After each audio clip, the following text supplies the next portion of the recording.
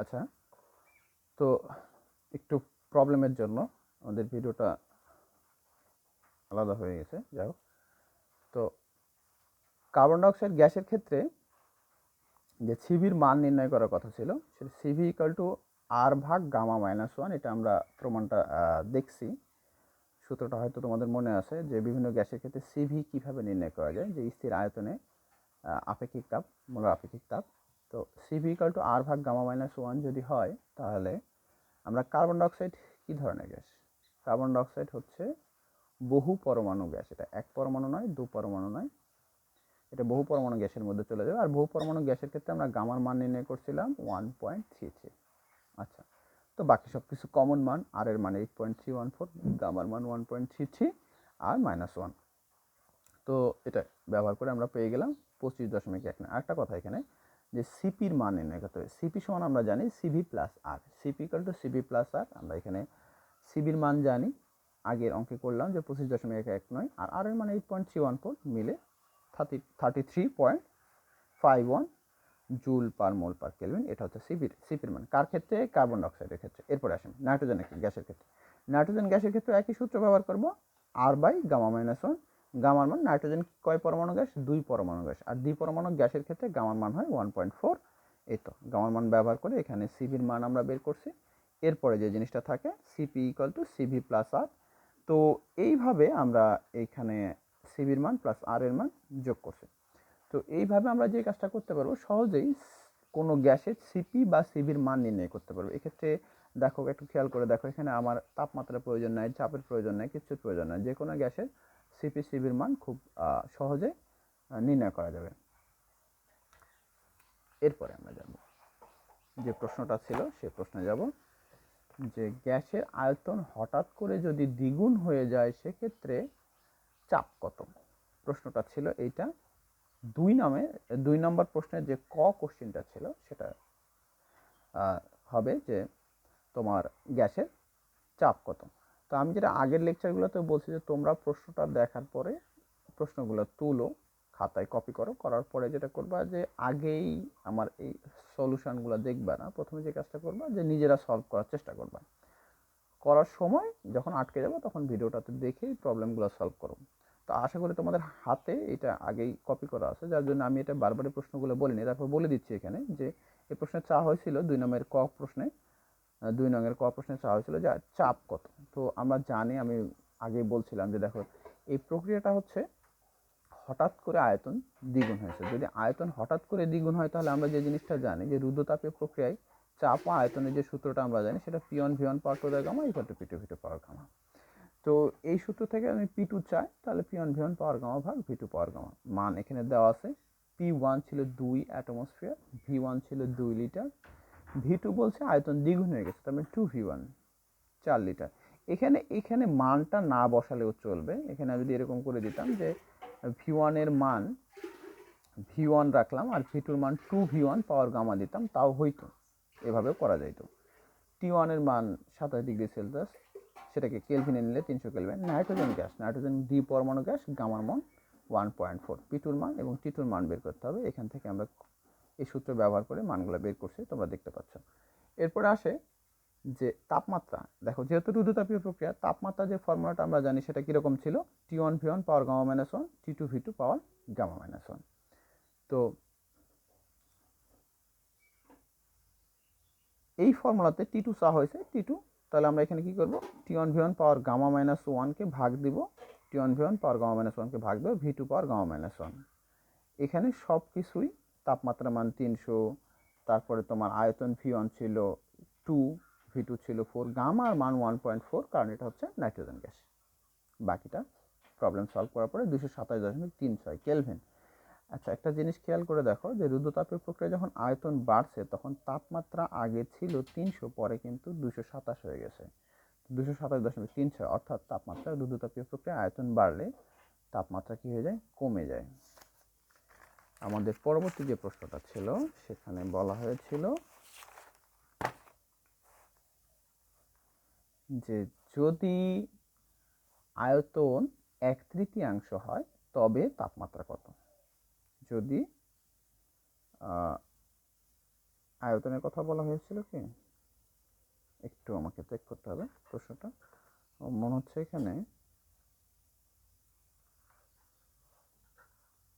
প্রশ্ন অন্য কিছু বলা ছিল নাকি, একটু দেখে নিই। এখানে বলা ছিল প্রশ্নে যে হঠাৎ করে গ্যাসের চাপ 3 গুণ হলে, আয়তন না, গ্যাসের চাপ যদি 3 গুণ হয়ে যায় তবে কৃত কাজ কত। এবং সেখানে করেই রাখছি, তারপর আমার একটা কনফিউশন ছিল। তো যাই হোক, এখানে দেখতে পাচ্ছি যে আমি তাপমাত্রা তো দিয়ে রাখছিলাম, চাপ 3 গুণ, আগে P1 যেটা হবে তার 3 গুণ, P2 = 3P1। এখানে আমি আর চাপের মান ব্যবহার করার প্রয়োজন মনে করি নাই। আমি এখানে P1 2 অ্যাটমসফিয়ার আর ব্যবহার করে নাই, না ব্যবহার করেই কাজটা করছি। তো দেখো এখানে আমি চাপ আর আয়তনের যে চাপ আর তাপমাত্রা যে ফর্মুলা ছিল সেটা ছিল T1 পাওয়ার গামা। একটা কথা, এখানে এটা কিন্তু রুদ্ধতাপীয় প্রক্রিয়ার ফর্মুলা, আর সমষ্ণ প্রক্রিয়ায় তাপমাত্রার সাথে চাপ বা আয়তনের কোনো সূত্র নাই পরিবর্তনের, শুধু এই তাপমাত্রার সাথে চাপ বা আয়তনের পরিবর্তনের যে ফর্মুলা সেটা শুধু রুদ্ধতাপীয় প্রক্রিয়াতেই হয়। তো যাক, সূত্রটা এটা T1 power gamma P1 power 1 minus gamma T2 power gamma P2 power 1 minus gamma. তো এটা ব্যবহার করলাম, সেখানে T1 এর মান 300, P1 এর মান ব্যবহার করব না, কারণ P2টা 3P1, সেক্ষেত্রে P1 এখানে কাটা চলে যাবে। T2 পাওয়ার গামা আর 3P1 পাওয়ার হোল পাওয়ার। একটা জিনিস তোমরা প্রায় ভুল করো, যেখানে 3টাকে আলাদা রেখে P1 এর উপর শুধু 1 মাইনাস গামা, দেখো P2টা তো 3P1 3 গুণ হয়ে গেছে, এইটা যেন হোল থাকে। তো যাই হোক, এখন যদি আলাদা করি তাহলে এখানে কি 3 এর উপর 1 মাইনাস গামা থাকবে, P1 এর উপর 1 মাইনাস গামা থাকবে। এখন P1 এর উপর যদি 1 মাইনাস গামা নেই, তাহলে এই P1 পাওয়ার 1 মাইনাস গামা আর এখানে P1 পাওয়ার 1 মাইনাস গামা, এই দুইটা বাদ চলে যাবে। তাহলে এখানে থাকবে 300 পাওয়ার গামা T2 পাওয়ার গামা, আর এই 3 এর উপর শুধু 1 মাইনাস গামা। মানগুলো আমরা বসাই দেব। তো বসাই দিলে T2 300 পাওয়ার গামা 3 1 মাইনাস গামা, অর্থাৎ এই যে এটাকে এটা দ্বারা ভাগ করবো, আর T2 পাওয়ার যে গামা ছিল এটা হোল পাওয়ার টু দা, এটা এপাশে আসলে 1 বাই গামা হয়ে যাবে। আর তারপরে সুন্দরভাবে মানগুলো বসাই দাও। গ্যাস নাইট্রোজেন, সুতরাং গামার মান 1.4, কারণ নাইট্রোজেন গ্যাস দ্বিপরমাণু, আর দ্বিপরমাণু গ্যাসের ক্ষেত্রে গামার মান 1.4। তাপমাত্রা পাইছি 410.62। চাপ চাপ বাড়লে এক্ষেত্রে কি হবে, তাপমাত্রা বাড়ছে, 300 থেকে 410 হয়ে গেছে। আচ্ছা, গয়ের প্রশ্ন ছিল ক এবং খ এর ঘটনায় কৃত কাজের পরিমাণ কত ছিল বা কত হবে, বা খ আসলে ওখানে প্রশ্নে বলা ছিল খ ও ক এর ঘটনায়, আমরা ক এরটা আগে নির্ণয় করে ফেলবো। তো W = NR ভাগ gamma minus 1 T1 minus T2। আচ্ছা, ক এর ঘটনাতে যে জিনিসটা হয়েছিল, ফাইনাল টেম্পারেচার, আমি বলছিলাম যে সেক্ষেত্রে আয়তন যেহেতু দ্বিগুণ হয়েছিল, ফাইনাল টেম্পারেচার আমরা বের করে নিয়ে আসছিলাম ওখানে 227.36, আর আদি যে তাপমাত্রা সেটা ছিল 300 কেলভিন। আমরা এখন যদি এই দুটাকে বিয়োগ করি, দেখো মানে এখন ফর্মুলা যেটা আছে যে NR ভাগ gamma minus 1 T1 minus T2, খেয়াল করো আমরা T2 দ্বারা কি ব্যবহার করতেছি, ফাইনাল টেম্পারেচার, আর T1 ব্যবহার করতেছি ইনিশিয়াল টেম্পারেচার। আচ্ছা, এখন এইটা আমরা কাজে লাগাবো, এই ফর্মুলাতে মানগুলো জাস্ট বসাই দিব। এন এর মান আমরা জানি কিভাবে বের করছিলাম, শুরু থেকে দেখাইছি, এখানে আবার দেখা রাখছি যে 20 গ্রাম গ্যাস ছিল আর নাইট্রোজেন গ্যাসের আণবিক ভর 28। তো এই মানগুলো ব্যবহার করছি। এন এর মান 0.714, আর এর মান 8.314, গামার মান 1.4, কেন বারবার বলতেছি। T1 এর মান 300 মাইনাস 227.36, ক্যালকুলেশন করলে 1078.013 জুল। এই পরিমাণ কাজ হয়েছে ক এর ঘটনায়। খতে যে ঘটনা বর্ণনা করা ছিল সেখানে বলা ছিল চাপ 3 গুণ হয়ে গেছিল। চাপ 3 গুণ হলে কাজ কত স্যার? চাপ 3 গুণ হলে তাপমাত্রা আমরা বের করে রাখছি আগের ঘটনাতেই, যে তাপমাত্রা সেক্ষেত্রে 410.62 ক্ষয়ের ঘটনা আমরা বের করে রাখছিলাম। এখানে একটা কথা স্যার, যদি আমি এই সূত্রটা না ব্যবহার করতে চাই, আমি আর কোনো সূত্র কি ব্যবহার করতে পারবো? হ্যাঁ পারবেন স্যার। সেক্ষেত্রে দেখেন, চাপের সাথে আপনাদের উপরে একটা ফর্মুলা দেওয়া ছিল যে আর ভাগ গামা মাইনাস আর না, শুধু 1 ভাগ গামা মাইনাস 1, এখানে P1 V1 minus P2 V2। আচ্ছা, ক্ষয়ের ঘটনায় যে কৃত কাজ, ক্ষয়ের ঘটনায় কৃত কাজের ক্ষেত্রে আমরা দেখছি যে এইটাও যেটা বলতেছিলাম যে অনেকে চিন্তা করবে যে স্যার যদি চাপের ঘটনা, এখানে চাপের ছিল, তো যদি চাপের সূত্রটা ব্যবহার করি তাহলে P1 V1 ওই যে ফর্মুলাটা ছিল সেটা আমরা ব্যবহার করতে পারি। তো সেক্ষেত্রে একটু ঝামেলা হবে আয়তনের বিষয়টা, তাই আমরা সেটা করি নাই, যেহেতু আগে তাপমাত্রা বের করে রাখছি এটা, তাই সেটাই ব্যবহার করছে। যাই হোক, তাহলে এখানে 0.714 আমার এন এর মান, আর এর মান 8.314, নিচে 1.4 মাইনাস 1, আর 300 মাইনাস 410, যেটা হচ্ছে আমাদের তাপমাত্রা। একটা জিনিস খেয়াল করে দেখো, এখানে ইনিশিয়াল টেম্পারেচার 300 ছিল, ফাইনাল টেম্পারেচার বেড়ে গেছে। তো ফাইনাল টেম্পারেচার বেড়ে যাওয়াতে যে জিনিসটা হয়ে গেছে যে আমাদের কাজের মান ঋণাত্মক আসছে, এখানে কাজের মান ঋণাত্মক আসছে, এখানে কাজের মান ঋণাত্মক, অর্থাৎ সিস্টেমের উপর কাজ সম্পাদন হয়েছে। অর্থাৎ এখানে কাজের মান ঋণাত্মক হওয়ার কারণে অর্থাৎ সিস্টেমের উপর কাজ সম্পাদন হয়েছে, যেটা আগে বোঝায় বলছিলাম যে পিস্টন এক্ষেত্রে নিচের দিকে যাবে, অর্থাৎ আয়তন, গ্যাসের আয়তন বা সিস্টেমের আয়তন সংকুচিত হবে। তাহলে আমরা মোটামুটি সমস্ত প্রক্রিয়া এবং রুদ্ধতাপীয় প্রক্রিয়ায় যেভাবে চাপ ও আয়তনের পরিবর্তন এবং কাজের মান নির্ণয় সেটা শিখলাম। আজকে আরেকটু আগাবো আমরা, সেটা হচ্ছে রুদ্ধতাপীয় রেখা এবং সমস্ত রেখা থেকে গামা গুণ খাড়া। এই প্রশ্নটা অনেক সময় আমাদের খ প্রশ্নে চলে আসে, একটু লেন্দি প্রশ্ন মনে হতে পারে ক্ষয়ের জন্য, তবে না আসার সম্ভাবনাই বেশি। তো এইখানে একটু গ্রাফটার দিকে খেয়াল করবো আমরা, যেই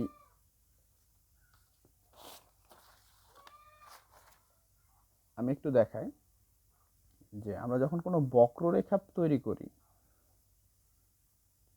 ওখানে যাওয়ার আগে চিন্তা করো যদি এরকম একটা রেখা হয়, যদি একটা সোজা রেখা হয় এরকম, তাহলে সোজা রেখা হলে এই রেখার ঢাল কাকে বলে? এই রেখাটা এই এক্স অক্ষের সাথে যে কোণ তৈরি করে সেই কোণের ট্যান থেটাকে ঢাল বলে, ট্যান থেটাকে ঢাল বলে। এখন এই ট্যান থেটা আমরা কিভাবে নির্ণয় করি? ট্যান থেটা নির্ণয় করার ক্ষেত্রে যে জিনিসটা জানি যে এরকম একটা আমরা লম্ব নেই আর এইটুকু একটা অতিভুজ নেই। এখন ট্যান থেটা সমান কি? লম্ব বাই অতিভুজ, অর্থাৎ ঢাল এম সমান ট্যান থেটা সমান ওয়াই বাই এক্স। যদি এরকম ক্ষেত্রে যদি বক্ররেখা তৈরি হয়ে যায়, যদি এরকম একটা বক্ররেখা তৈরি হয়ে যায়, তখন আমরা যেটা করি যে বক্ররেখার কোনো একটা বিন্দুতে, হয়তো এই বিন্দুতে ঢাল নির্ণয় করতে বললে আমরা কি করি যে ওই বিন্দুতে একটা স্পর্শক আঁকি, ওই বিন্দুতে একটা স্পর্শক আঁকি, তারপর যে কাজটা করি যে ওই স্পর্শকের ঢাল নির্ণয় করি। ওই স্পর্শকের ঢাল কি? এটা থেটা, এক্স অক্ষের সাথে উৎপন্ন কোণ।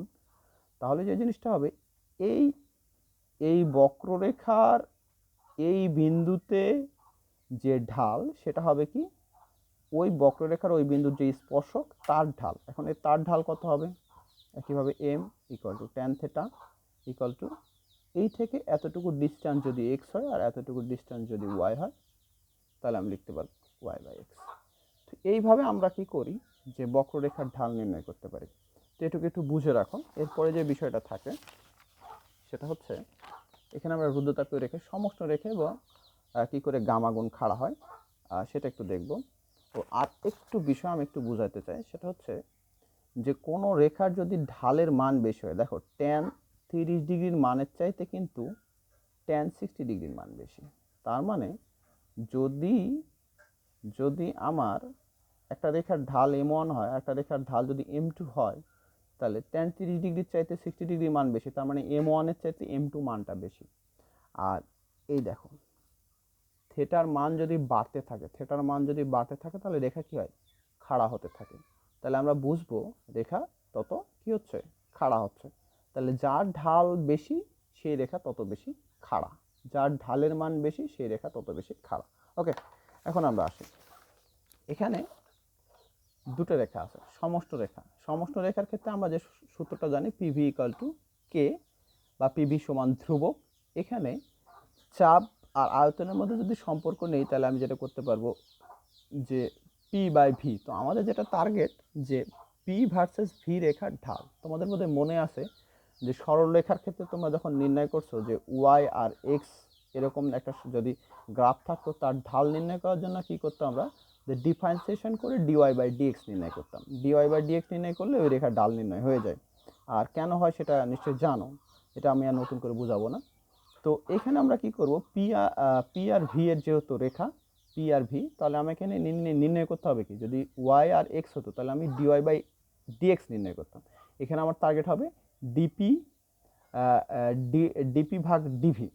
অ্যাকচুয়ালি ডিপি ভাগ ডিভি কথাটা বলা ঠিক না, কারণ হচ্ছে ওখানে আমরা ডিফারেন্সিয়েশনের ক্ষেত্রে প্রায় সময় এরকম বলে ফেলি যে ডিওয়াই ভাগ ডিএক্স, এটা অ্যাকচুয়ালি হবে ডিডি এক্স অফ ওয়াই। তাহলে এখানে আমাদের নির্ণয় করতে হবে ডিডি ভি অফ পি। তো যাক, সেটা আমরা নির্ণয় করার চেষ্টা করব, অর্থাৎ পি কে ভি এর সাপেক্ষে ডিফারেন্সিয়েশন করলে যা পাওয়া যাবে সেইটাই হবে কি? এই রেখার ঢাল। এখন এখানে একটু পরিচয় করাই দিই, দুইটা রেখা আছে, এটা হচ্ছে সমষ্ণ রেখা, এটা হচ্ছে রুদ্রতাপীয় রেখা। দুটো রেখা রাখছি, কোনটা সমষ্ণ কোনটা রুদ্রতাপীয় পরে দেখা যাবে। আমি যদিও এখানে পরিচয় করাই দিয়ে রাখছি। কেন এটা বেশি খাড়া, এটা বেশি খাড়া, তো কেন এই খাড়াটাই রুদ্রতাপীয় সেটা একটু ম্যাথের মাধ্যমে আমরা দেখব। তো আমাদের টার্গেট হচ্ছে কি, আমাদের টার্গেট হচ্ছে ডিডিভি অফ পি নির্ণয় করা। এটা নির্ণয় করার জন্য এই রেখাকে কিসের সাহায্যে ডিফারেন্সিয়েশন করব, দেখতে পাচ্ছ ভি এর সাপেক্ষে ডিফারেন্সিয়েশন করতে হবে। তাহলে ভি এর সাপেক্ষে যদি ডিফারেন্সিয়েশন করি, তাহলে একবার P K UV method, P কে বাইরে রেখে ভি কে ডিফারেন্সিয়েশন করো, পরে কি করো ভি কে বাইরে রেখে পি কে ডিফারেন্সিয়েশন করো। দেখো ভি কে বাইরে রেখে পি কে ডিফারেন্সিয়েশন করছি, তাহলে ভি এর সাপেক্ষে ভি কে ডিফারেন্সিয়েশন করলে 1 শুধু থাকবে পি, প্লাস ভি কে বাইরে রেখে ডিডি ভি অফ পি যেটা আমরা এখানে পাইছি এটাই ঢাল। তাহলে এইটার মান আমাকে নির্ণয় করতে হবে, এটার মান নির্ণয় করতে হবে। আর কনস্ট্যান্টকে ডিফারেন্সিয়েশন করলে কী হয়, যে কোনো কনস্ট্যান্টকে ডিফারেন্সিয়েশন করলে সেটা 0 হয়ে যায়। তাহলে আমরা এটা 0 করে দিলাম। এখন এটাকে যদি নির্ণয় করতে যাই, তাহলে পিটা এ পাশে আসলে মাইনাস হবে, মাইনাস পি, আর এই ভি দ্বারা ভাগ করে দেবো, তাহলে এটার মান আসবে মাইনাস পি ভাগ ভি। তাহলে প্রথম যে রেখা সমষ্ণ রেখার ঢাল এই ডিডি ভি অফ পিটাকে যদি আমি সমষ্ণ রেখার ঢালটাকে যদি এম1 ধরি, তাহলে এম1 সমান minus P by V, 1 number রেখে দিলাম। এটা রুদ্রতাপীয় রেখার ক্ষেত্রে আমরা জানি PV power to the gamma equal to ধ্রুবক। এক্ষেত্রে আমাদের কি করতে হবে, টার্গেট ওই ডিডিভি অফ পি নির্ণয় করা, ডিডিভি অফ পি নির্ণয় করা আমাদের টার্গেট। আচ্ছা, এখানে আমরা কি করব, ভি এর সাপেক্ষে ডিফারেন্সিয়েশন করব। যদি করি একই কাজ, ইউভি মেথড, পি কে বাইরে রেখে ভি পাওয়ার টু দ্য গামাকে ডিফারেন্সিয়েশন করব, plus V power to the gamma বাইরে রেখে পি কে ডিফারেন্সিয়েশন করব, আর কনস্ট্যান্টকে ডিফারেন্সিয়েশন করলে 0। এখন দেখো এক্ষেত্রে যে জিনিসটা হবে, যে ভি এর সাপেক্ষে V power to the gamma তোমার ডি এক্স আর X power to the N differentiation করলে যেমনটা হয়, যে N X to the power N minus 1, আমি তেমনটাই করবো এক্ষেত্রেও। আগে থেকে আমি পিটাকে বাইরে রাখছিলাম, এন বলতে পাওয়ার যেহেতু গামা ছিল সেই গামাটা বাইরে নিয়ে আসছি, আর V power to the gamma minus 1। দ্বিতীয় যে বিষয়টা এখানে থাকে, V power to the gamma DDP of V যেটা রয়ে গেছিলো, আর কনস্ট্যান্টকে ডিফারেন্সিয়েশন করে 0। আমার নির্ণয় করতে হবে এইটা, তাহলে এইটাকে আমি পুরো বাম পাশে নিয়ে এটা দ্বারা ভাগ করে দেব। রুদ্রতাপীয় প্রক্রিয়ার ক্ষেত্রে আসছে কত, gamma P power to the V power gamma minus 1 নিচে ভি পাওয়ার গামা। দেখো এটার অর্থ হচ্ছে কি, V power to the gamma, আমি যদি এরকম থাকে কোথাও যে V power to the gamma minus 1, তোমরা ক্লাস 10-এ শিখছো যে এটাকে এরকম লিখতে পারো, V power to the gamma into V power to the minus 1। তাহলে আমি ওটাকে করলে যেটা হবে, যে এটাকে যখন আমি এই যে V power to the gamma লিখবো, তখন এই V power to the gamma আর এই ভি পাওয়ার গামা কেটে যাবে, শুধু কি থাকবে এখান থেকে ভি পাওয়ার ভি ইনভার্স 1 থাকবে। তো এই ভি ইনভার্স 1কে আমরা আবার নাকি এই ভি ইনভার্স 1কে নাকি আমরা এরকম লিখতে পারি 1/ভি। তো আমি একবারেই লিখে দিছি 1/ভি, আর উপরে কি রয়ে গেছে, গামা পি। দেখো ভি পাওয়ার গামা কাটা, এখানে ভি ইনভার্স 1 থাকে, ভি ইনভার্স 1 মানে 1/ভি, আর গামা পিটা আমি রেখে দিছি গামা পি ভাগ ভি। তাহলে রুদ্রতাপীয় রেখার ঢাল যদি m2 হয়, তাহলে আমি এটা লিখলাম মাইনাস গামা পি ভাগ ভি, 2 নাম্বার ইকুয়েশন। তো এরপরে যে বিষয়টা থাকে, যে আমি 2 নাম্বার ইকুয়েশনকে 1 নাম্বার ইকুয়েশন দ্বারা ভাগ করে দিছি। তো 2 নাম্বার ইকুয়েশন m2 ভাগ m1 করলে এটা ছিল গামা পি ভাগ ভি, আর এটা হচ্ছে আগেরটা ছিল মাইনাস পি ভাগ ভি। কাটাকাটি করলে দেখো মাইনাস কাটা, পি বাই বি কাটা, শুধু গামা থাকে। তার মানে এখানে কে বড়, এখানে বুঝতে পারতেছো যে m2 ইকুয়াল টু গামা কিন্তু পজিটিভ মান, এটা একটু খেয়াল রাখবে, গামা পজিটিভ মান। তাহলে m2 ইকুয়াল টু কত, কারণ গামার আমি যে কয়টা মান তোমাদের বের করে দেখাচ্ছি, সেখানে গামার মান ছিল একটা 1.4, একটা ছিল 1.33, একটা ছিল 1.67, কোথাও মাইনাস নাই, নেগেটিভ নাই। সুতরাং এই m1 যখন এখানে এসে গুণ হবে, তখন কি এই মানটা পজিটিভ হবে, এবং অর্থাৎ m2 কি হবে, m1 এর চাইতে গামা গুণ খাড়া হবে। তাহলে কে বেশি গামা গুণ বেশি হবে, তাহলে মান কার বেশি, মান বড় হচ্ছে m2, অর্থাৎ m2 is greater than m1। আর যার মান বেশি সে বেশি খাড়া হয়, সেটা আমরা শুরুতেই বুঝায় বলছি কেন বেশি খাড়া হয়, কারণ ঢালটা বেশি কি হয়ে যায়, এক্স অক্ষের সাথে ঢালটা গামার মান থেটার মান বেশি হলে বা ঢালের মান বেশি হলে রেখা বেশি খাড়া হবে। সেক্ষেত্রে আমরা দেখতে পারবো কোনটা বেশি খাড়া। আচ্ছা, এখানে ছিল আমাদের যে ছবিটা ছিল, সেই ছবিতে দেখতে পাচ্ছি যে এখানে এই রেখাটা বেশি খাড়া, এই রেখাটা কম খাড়া। তাহলে এই রেখা বেশি খাড়া, তাহলে এটা হচ্ছে রুদ্রতাপীয় রেখা, এই রেখাটা কম খাড়া, এটা হচ্ছে সমষ্ণ রেখা। ঠিক আছে, এরকম পরীক্ষায় প্রশ্ন আসতে পারে, এরকম একটা গ্রাফ দিয়ে কোনটা রুদ্রতাপীয় কোনটা সমষ্ণ, তোমাদের এটা পরিচয় করে দিতে হবে এমসিকিউতে। আর এই যে প্রশ্ন কেন খাড়া, সেটা তোমরা এখানে ডিটেলসে জানতে পারলা। আচ্ছা, এখান থেকে তেমন কোনো প্রশ্ন আসার সম্ভাবনা নাই বলা উচিত না, বিগত সালগুলোতে আসে নাই। তবে আমি এখান থেকে প্রশ্ন করতে খুব পছন্দ করি, যে বিষয়টা মনে আমার খুব পছন্দের সেটা হচ্ছে যে অনেক সময় এরকম কোনো একটা রুদ্ধতাপীয় বা সমষ্ণ রেখার ক্ষেত্রে যেই কাজটা করতে আমি বলি সেটা হচ্ছে যে এটা আয়তন রেখার সাথে কত কোণ করবে, সমষ্ণ রেখা বা রুদ্ধতাপীয় রেখা এ ধরনের কোণ নির্ণয় করতে বলি আমি প্রায় সময়তে। তো এ ধরনের যদি নির্ণয় করতে বলা হয়, এখন তোমরা হয়তো পারবা, কারণ দেখতে পাচ্ছ যে এখানে M2 সমান কি ট্যান থেটা, বা M1 সমান তোমার হচ্ছে ট্যান থেটা ধরে নিয়ে, আর বাকি এই পাশে মানটা তো তুমি দেখতেই পাচ্ছ যে গামা পি ভাগ ভি, আর ওটা হচ্ছে শুধু পি ভাগ ভি। এইভাবে তুমি ওখান থেকে কি করতে পারো, থেটা ধরে নিয়ে ট্যান ইনভার্স করে দিয়ে মানটা বের করতে পারবা। যারা বুঝতে পারছো আমি এখানে দেখাই দিচ্ছি পরবর্তীতে আবার কিছু বিষয়। এক, রুদ্ধতাপীয় রেখা সমষ্ণ রেখা থেকে গামাগুণ খাড়া, এটা মনে রাখতে হবে, এমসিকিউ, খুবই গুরুত্বপূর্ণ কথা। সমষ্ণ রেখার আয়তন ভি, সমষ্ণ